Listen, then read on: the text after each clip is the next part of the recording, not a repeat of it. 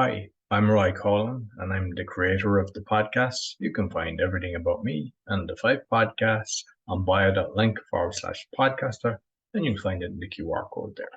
I'd also like to thank my sponsors. If you or someone you know is struggling with anxiety and want to know how to be 100% anxiety free in 6 weeks without therapy or drugs, Daniel Packard Anxiety Solution Program Company offers a 6 weeks system that permanently solves anxiety at an astounding 90% success rate. People who join the program only pay at the end once they have clear, measurable results. If you're interested in learning more, go to permanentanxietysolutions.com, where you can book a free consultation with Daniel. Do you have high blood pressure or want to get off the meds? Doctors are amazed at what Zona Plus can do. Get a $50 discount with my code ROY. Go to zona.com/discount/ROY, and you see the QR code for all my sponsors down at the end. Quality Polish manufacturer of metal products for telecommunication and workshop equipment and other metals. If you'd like a brochure, you see it in the QR code, and you just let us know if you would like a quotation shipped internationally and very competitive rates. I hope you enjoyed this week's podcast. Welcome to the Speaking Podcast. You can find all our episodes on speakingpodcast.com. We're also on BitChute and YouTube. And you'll find the links on my new QR code, which you can just see in the corner. And if you can't see it, if you're just listening, is bio.link/podcaster. I've got 4 other podcasts as well as being a coach. You'll find everything on them links. My guest today is actually from the USA. Speaker, author of a few books, of course, thought leader, and podcast guest, of course, but is also a podcaster. Please welcome Jeff Thon. Hey, Roy, it is great to be here today. Thank you for having me on your program. Yeah, no, I'm looking forward to this. I mean, obviously, the fact that you're a podcaster, I see a cool mic, good professional lighting and sound, but you might let the listeners know a little bit about Jeff.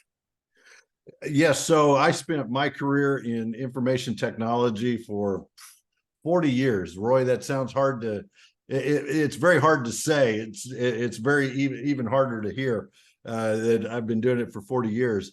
But started my career writing software and moved into management and leadership roles. And about 4 years ago, launched my own company where I do advisory services for companies ranging anywhere from I host a podcast for one of my clients to I lead leadership retreats based on the story of the Lewis and Clark expedition from U.S. history. And we look at leadership lessons. So everything in between.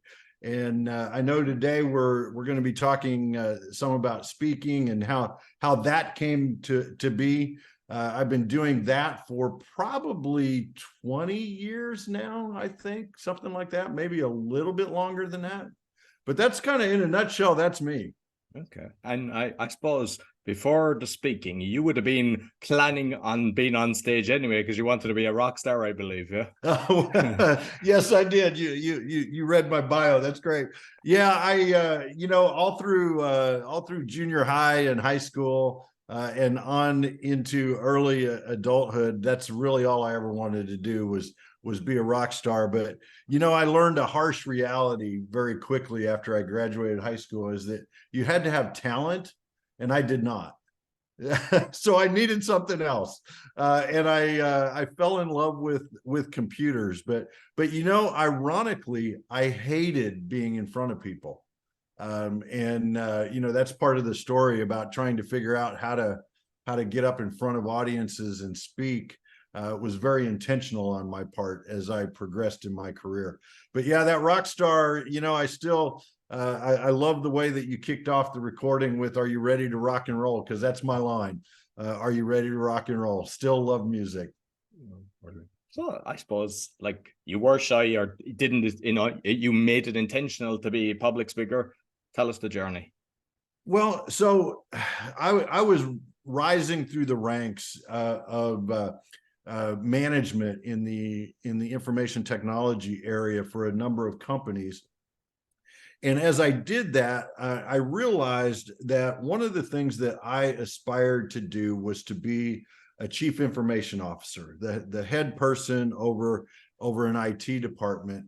And as I watched these people who were in those positions, they were comfortable in front of an audience, right? They might, whether it's presenting to the staff or presenting to the board or maybe presenting at a conference, they could do that. I would have ranked public speaking way down on my list of weaknesses because I just hated it. If I had to present at work the night before, my hands would be sweaty and I'd be tossing and turning at night instead of sleeping because I just could not see myself in front of an audience. And when I did do some speaking, really just at the team level, I'd freeze up and I'd stutter and hem and haw, say a lot of uhs and ohs and things like that, right? Because they're just starting out. But I realized that in order for me to become a chief information officer, I was going to have to figure out a way to get over that. Because, part of the role of being a leader, part of the role of being a CIO is to be able to communicate your vision to others and in such a way that they follow you. Well, if I couldn't get up in front of this group and describe my vision to them in a compelling way, I wasn't going to have very many followers. And I really couldn't have somebody else on my team do that, because then who are they following? They're following that person, not me.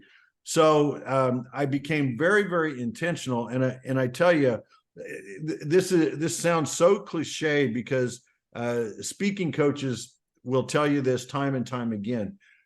Find something that you're passionate about, that you're interested in and you're knowledgeable in, and speak on that. So here I was, an information technology geek. And what I did was I fell in love with a story from history. I mentioned it a few minutes ago, the Lewis and Clark expedition and their travels across the U.S. continent back in the early 1800s. I just fell in love with that story. And at about that same time, my mother-in-law, I've got to give her credit, was the district governor for Rotary International, a civic organization that has clubs all over the world, but very heavily concentrated here in the U.S. So she had about 50 or 60 Rotary clubs that reported up to her. And, the interesting thing about Rotary clubs, Roy, is they're always looking for speakers. And you don't have to be very good because they don't pay you. They just give you a free lunch or a free breakfast. And so literally I spent almost a year and a half, 2 years going around to each one of these clubs and telling stories about the Lewis and Clark Trail and my wife and my adventures on the trail. And, the first time I did it, I had it all written out longhand and I had it in front of me and I'm reading it, right? And then, a few times after that, I'm reading off of note cards and it's just bullet points. And now I could go into those 2 or 3 speeches right now without having done them in 15 years, and I could do them by heart, right? Because you get more comfortable. And the fascinating thing to me was I still get nervous when I get up in front of a group, but I learned how to take that nervous energy and transform it into energy for the audience, for the listener, right? And so you kind of, like a rock star, you explode on stage and you bring energy, you bring passion, and that helps you connect with the audience. So that's the story of how I was able to do that early in my career. And now today I make my living from talking to audiences all over the country. So it's been a fun ride. Brilliant. And like you mentioned, that all you'd get was a breakfast. I've done plenty of speeches that I didn't even get a breakfast. So I think that's a bonus. So that's right. That's right. You mentioned like in your career, and what I have seen, I know it held me back. I know I was way more competent than a lot of people. I was more dedicated, hardworking, but I hated public speaking. And I could see that the people that were getting the promotions were the ones that were competent. They knew what to say, but they could be 20% of what.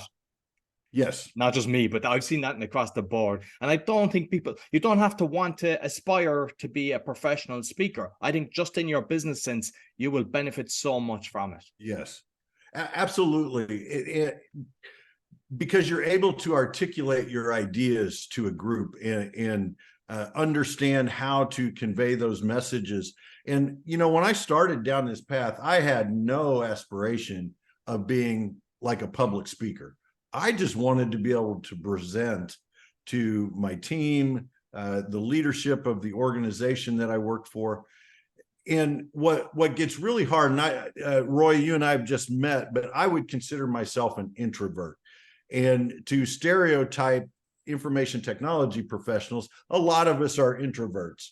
And so doing that is incredibly difficult for us. So one of the things I do now is I work with introverts on a one-on-one basis and talk about small things that they can do to start to be seen and be heard. It doesn't have to start with getting on a stage in front of 1,000 people. It can start with sitting around a table in a meeting of 10 people and being able to engage and take part in the meeting.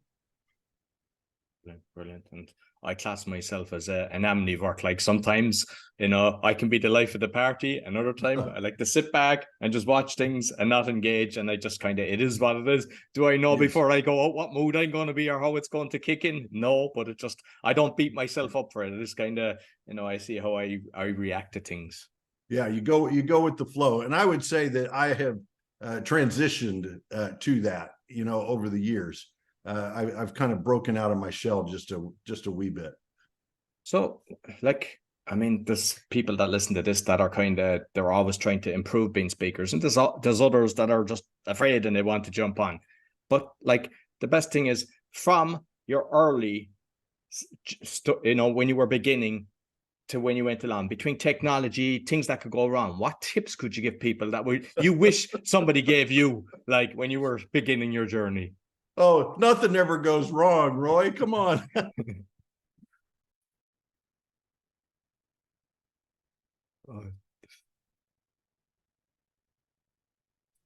So you might wonder what just happened there. As Jeff said, nothing really goes wrong. I just got a power cut and everything went off. So apologies for that, but it is what it is. Things do go wrong. You might let me know, Jeff, what else can go wrong?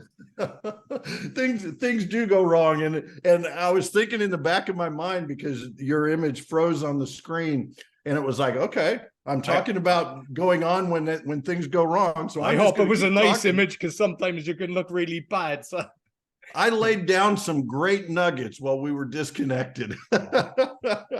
Now, seriously, one of the things that you learn, and I think this comes from experience of being on stage and realizing that things are going to go wrong, whether it's a power outage or there was a time I was in front of a group, and I like to move about the stage. I don't stand behind the podium, so I move when I speak.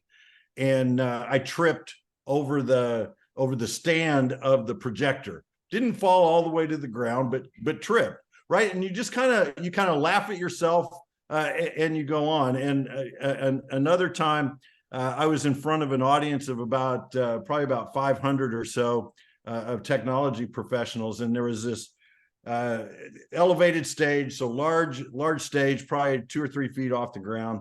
And there was a line in the talk that I give that it was like, bam, you could have hit me in the head with a 2x4. And I stepped back, and when I stepped back, I stepped completely off the stage in the back, caught myself on the curtains, pulled myself back up, and I just looked at the audience and the camera, and I said, I hope the cameras were rolling for that. And then I went right back in, because what you find, a lot of people a lot of speakers starting out get nervous that they're going to forget something. They're going to leave parts of their talk out. And what you soon learn is your audience doesn't know what you were going to say. So if you leave something out, it's okay. You just keep going. You tie your stories together, but over that experience, over that time, you learn how to deal with all kinds of things that could go wrong as a speaker. And so I think that's one of the lessons that really can only be learned through experience. You've got to experience something going wrong and have the fortitude just to keep rocking and rolling through your talk. Brilliant, brilliant.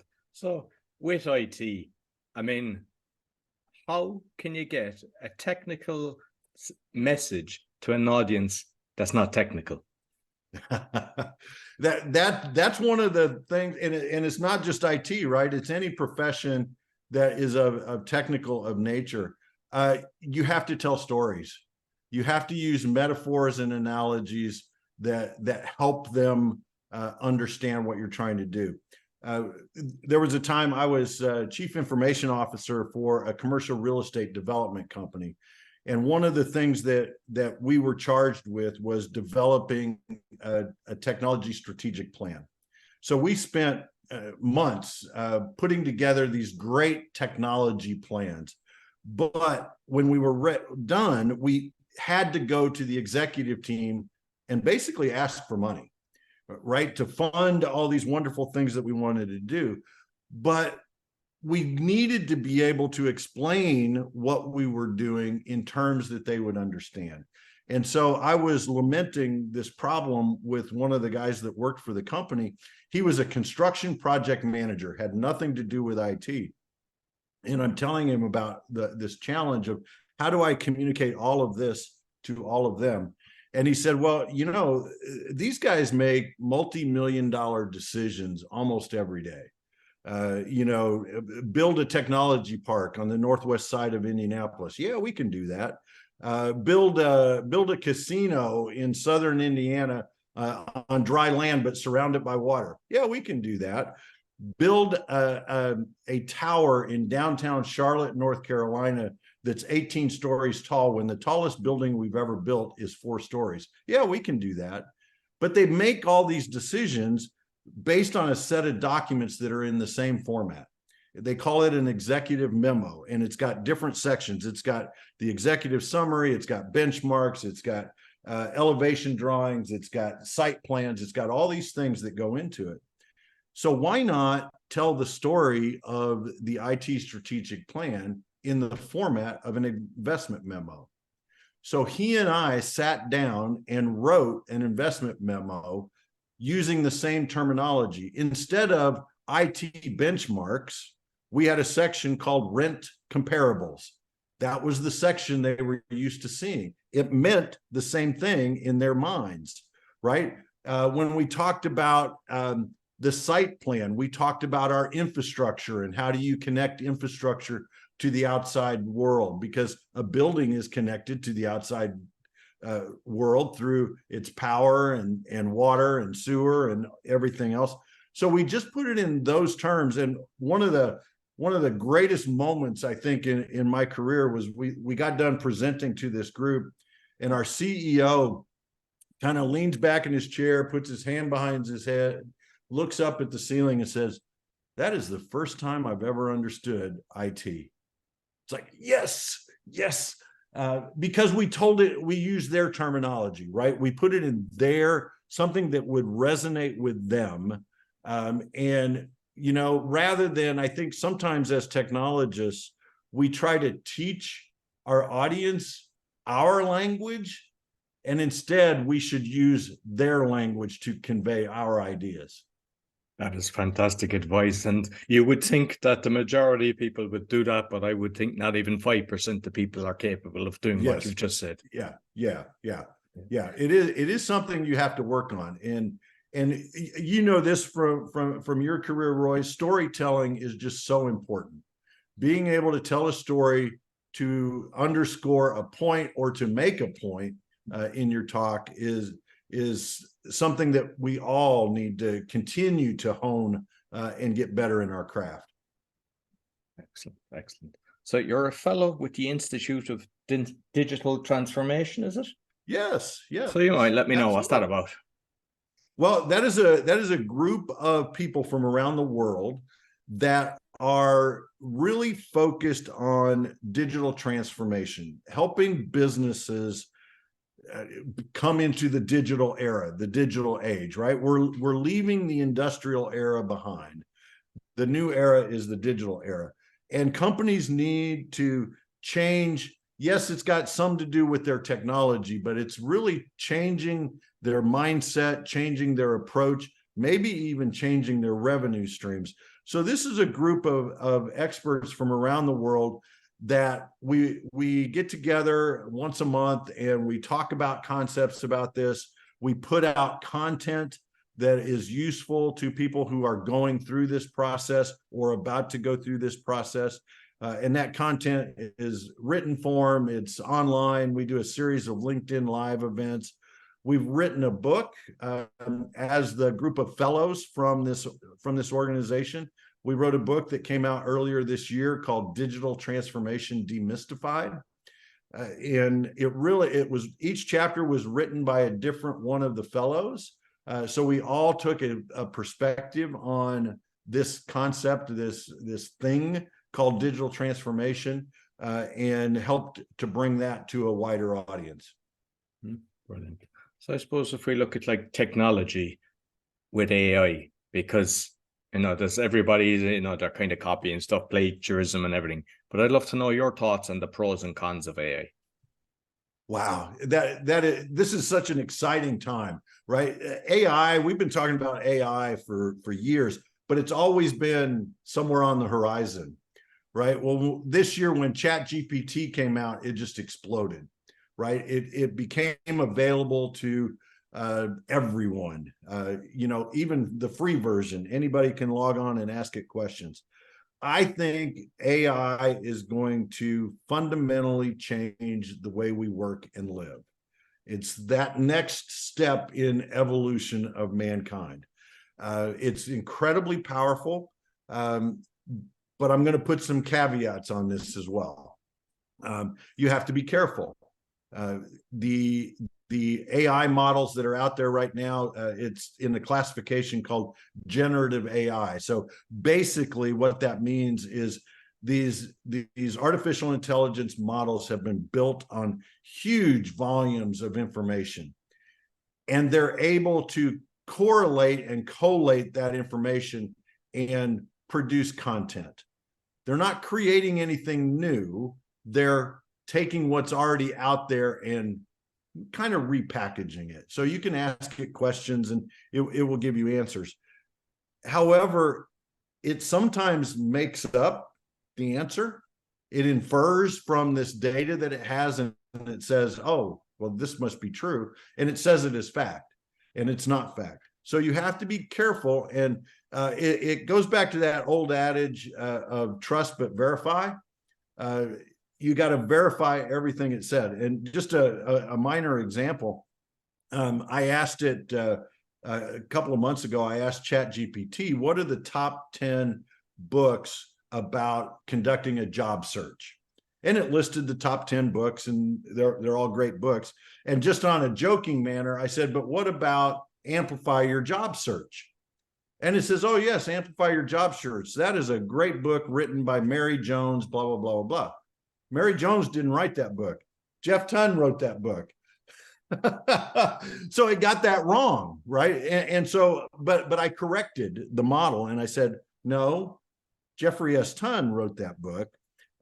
Oh, you're right. I apologize. I'll try to do better in the future. So it does learn from time to time. It can evolve, but you just have to verify. And the other caution that I'll put out there, Roy, and this is speaking on behalf of all the chief information officers and chief technology officers out there. You don't want to put confidential information into these models unless you have been instructed by your technology staff that it's okay to do so, because you don't want to take personal identifiable information or personal health information. You don't want to put that into these models and let the models consume that information, and because they'll regurgitate it for somebody else later. So you really have to be careful about how you're using it. I use it I use it every week in the podcast that I host. I use a tool called Cast Magic. And what Cast Magic does is it will ingest the audio from a podcast and it will produce marketing collateral. So pull quotes, blog posts, things like that. Saves a ton of work. Now it's not ready for prime time. You have to go in and edit and make it more readable, make sure that the messages are the messages that you want to promote, but it saves a bunch of time. So I'm all in on AI with cautions. Exactly. It's like a Google search. Some people regurgitate what they see, and it depends on the question you're asking. So you just have to be very absolutely. We're going to get a whole new set of coursework in our high schools and our colleges of how to interact and how to prompt these AI engines to give the best response, because it's a little more art than science right now. Yeah. Perfect. So you mentioned the podcasting, and I see is it 271 episodes that you've done with Status Quo. Yeah, we're getting up there. Yeah, fair dose. Yeah, that's very good. So do you have it hosted on your own system, because just by doing the research, or no. So Status Go is the name of the podcast. It's for technology professionals who want to break out of the status quo. It is produced by a client of mine, Intervision Systems. They're a managed service provider out of California here in the States. And so they host on their website, but we also use a platform called Blueberry, which is the streaming service that we use. And so we load all of our episodes out to Blueberry, and then using the RSS feed, Blueberry sends that out to Apple and Google and Spotify and all the major platforms. Brilliant. And I mean, like, I've done a lot with the 5 podcasts that I've got, but I mean, 271 is fantastic. So just like to know what you've kind of learned to make you a better podcaster over the years. Well, it's kind of like we were talking earlier about speaking. The more often that you do it, the more comfortable you get, right? Again, when I first started out, I had my script, and this is what I was going to say, and these were the questions I was going to ask, and all that. And now I don't need all that. Sometimes I offer it to the guest to make the guest feel comfortable. But I'd say the biggest lesson that I try to adhere to on our show is every episode tells a story. I'm having a guest on the podcast. I'm interviewing a gentleman this afternoon. His name is Jake Miller. And we're actually talking about AI this afternoon, which will be interesting. But as I think about that episode, it's what story do I want to tell our listeners with Jake being the voice, right? And so how do I, as host, draw that story out of him? And so we wrap kind of a story around it. And then the other piece that we always like to do is end with a very clear call to action. We want to be an action-based podcast. So it's like, what are 1 or 2 things that our listeners should do tomorrow because they listened to us today? It's always the way I wrap it up with our guests. But I tell you, and I know you have experienced this as well, Roy, it is probably the most fun that you can have in your career, hosting a podcast, because you get to talk to so many incredible people. I've talked to people all over the world that I've never been able to talk to if I wasn't hosting them on a podcast, in a wide variety of subjects. I get to learn from them, and I have a front row seat. It's just so fun. Yeah, I love it. It's something that, you don't know when you say, like, I'm 5 years doing it now, and I don't think I'll ever throw in the towel, to be honest. I enjoy it so much. Yeah, absolutely. I'll keep going. Yeah, brilliant. So I know you're a board advisor to Forbes Tech Council, Indie CIO Network, and Connect World Mag. So you might let us know, 1, what advantages it is for you being a board member, and 2, what you kind of bring to the table, or what somebody that's going to try to get into that kind of position. Wow. So what I think I get a couple of things out of it, and it probably varies based on those organizations that you mentioned, Roy. But for the most part, I see it as a way to give back. I've been very blessed in my career. I've learned from a wide variety of incredible professionals, both in technology and outside of technology. And so serving on these boards is a way to help those organizations, help their members, help their followers. So I get that it feeds that altruistic side of my personality that I'm helping them.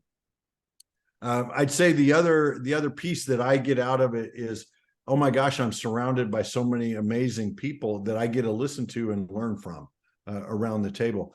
When we're in our specific careers, we sometimes get blinders on, and we're not looking outside our own industry. But if you sit on a board, you're talking to people who may be they may be in finance, they may be in healthcare, they may be in retail, and so you're learning from these different industries. What I bring to the table, or what I try to bring to the table for these organizations, is listening to and understanding the problems that the organizations are facing, and always with technology in the back of my mind. I'm a 40-year technology professional. Trust me, I'm older than 40. But I've got a wide background, a deep background in technology. So if I'm listening to a problem that an organization is having, Hoosier Environmental Council or Mud Creek Conservancy, is there a way that I can help solve that with a technology suggestion? So I'm always filtering what we're talking about through that lens, and able to provide insights based on my background that, hey, have you thought about this? Have you thought about that? You know, you mentioned AI a little bit ago. All these organizations are struggling with how to use AI. I can bring some of my experience to bear on those questions as we debate around the boardroom. Brilliant. So, I mean, you're an author. We can't go without talking about your books. Amplify Your Job Search and Amplify Your Value. And there's a few other things as well, but you also have the workbooks. You might just kind of talk about what you're covering in them and why you kind of created them. Yes. So my first book, Amplify Your Value, Leading IT with Strategic Vision. I wrote that, it popped up on my memories on Facebook this week, that 5 years ago was the launch of that book. So it's been out for 5 years. But it's really a framework for an IT leader to follow to make sure that their technology strategy is tied to the business strategy, and they feed on each other. And then how do you develop strategies and tactics to make sure that vision comes to life? So it's a bit of a roadmap, and it's told in story form from a lot of experiences that I've had in my career and that others have had, and I bring them together in that book. The second book that I wrote a couple years ago, Amplify Your Job Search, Strategies for Finding Your Dream Job. I wrote that in the height of the pandemic. So many people were losing their jobs, and we don't teach enough about how to conduct a job search. It's, you put out a resume and you blast it to 500 companies, and you hope. It's called the spray and pray method. Yeah, spray and pray. But what I have learned over my career through my own job searches, through coaching and mentoring with others who were going through a job search, is this process of here's how I think you should conduct your job search. And so I put that out at the beginning of the pandemic. It has a journal with it, as well as a workbook that you can work through to help you on your job transition. I'll say to your listeners, Roy, if anybody is in a job transition and they'd like a copy, just hit me up, because I'm happy to share a copy. And then I always like to joke and say I've got 2.5 books out, because I published a book last year that was actually a second edition of a book my mother wrote 40 years ago. She wrote a book called The Flame Shall Not Consume You, and she was almost killed in a fire. And the book is a story about the fire, its aftermath, and her wrestling match with herself and with her God to how do you recover from this? She was a mid-40s, beautiful woman, and burned from the top of the head to the middle of the thighs, so completely destroyed her looks. So as I started to publish books, I start to hear from people from around the world asking, "Hey, are you related to Mary Ellen Tunn?"